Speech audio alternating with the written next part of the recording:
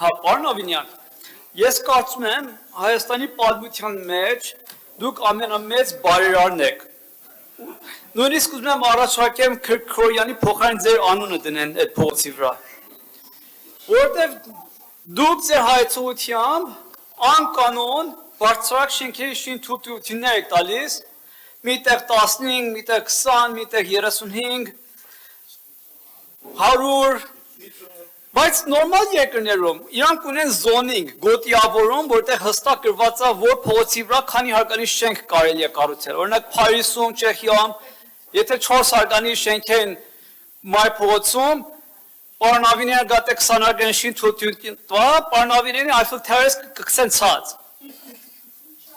Հիմա Երևանում դուք ձեր հայցողությամբ բռներ եք, որտեղ ինչ ուզում եք քանի հարկանի շենքի թույլտվություն եք տալիս։ Ու հիմա ասում եք ձեր 5 օքանոց ճարտարապետներն են որոշում կայացում։ Այդ կոռուպցիան ռիսկերը հանելու համար դրա համար նորմալ երկրները զոնինգ գոյություն ունի, գոտիավորում գոյություն ունի, որ դուք չեք դրել մեր գլխավոր հատակագծի մեջ։ Ու չեք դրել, ես կարծում եմ հատուկ չեք դրել, որտեղ սա շատ հեշտ փող աշխատելու ձև է, քաղաքապետարանի պատմության մեջ ամենամեծ կոռուպցիան եղել է բարձրակ շինթույլտվությունները։ Նախկինները գողավազակ էին, չէ՞։ Հիմա դուք հրաշտակներ եք։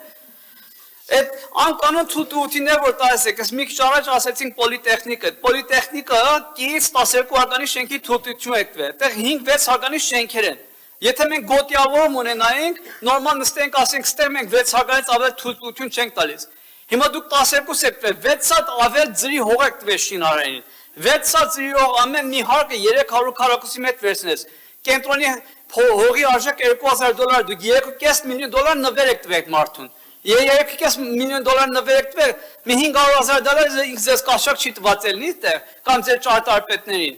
Սա իրական ռիսկեր են, որ դուք չեք ուզում վերացնեք։ Հիմա սարքեք քաղաքը, Երևանը սարքեք փոշիացման, աղտոտացման կենտրոն աշխարհում։ Կոյուղիները չեք կարող դզեք նախքան շինթույլտվություններ տակ։ Սպորտալիստներ, մանկապարտեզներ չեք անում։ Ոչ մի նախապատրաստություն չեք անում ու բարձրակ շենքեր տալիս 99% կաշառակերություն մեծ քանակի գոյատևում ստեղ Երևանում։ Դա լուրջ խնդիր է, որ ես կարծում եմ միայն ձեր իշխանությունը փոխելով կարող ենք այս հարցը լուծենք, որովհետև դուք այդ հարցը չեք ուզում լուծեք։ Հաջող։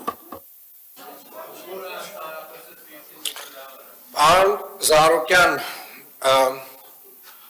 ես ստիպված էլի պետք է հիշեցնեմ, որ ձեր խմբակցության, չգիտեմ, մի պաշտոն այդ մարդը ինչ է ձեզ մոտ, բայց Հայկ Մարությանը Երևան քաղաքի քաղաքապետ էր, եթե չեմ սխալվում։ Ուզում եմ հիշեցնել, պարոն Զարուկյան, որ ձեր խմբակցության առաջնորդի կամ էլի պաշտոնը չեմ կարող հստակ ասել ինչի, օրոք Երևան քաղաքը մի քանի տարի շարունակ գլխավոր հատակագիծ չուներ։ Պարոն Զարուկյան, ուզում եմ հիշեցնել, որ ձեր խմբակցության առաջնորդի քաղաքապետ լինելու օրոք Երևանի քաղաքապետը տարատեսակ շինթույլտվություններ է տվել։ Պարոն Զարուկյան, ուզում եմ ձեզ հիշեցնել, որ ձեր խմբակցության առաջնորդի քաղաքապետության օրոք Երևան քաղաքը այդ շինթույլտվություններից, այդ ճարտարապետական հատակագծերի, այդ ճարտարապետական առաջադրանքներից դες մոտավորապես 0 դրամ է հավաքագրել։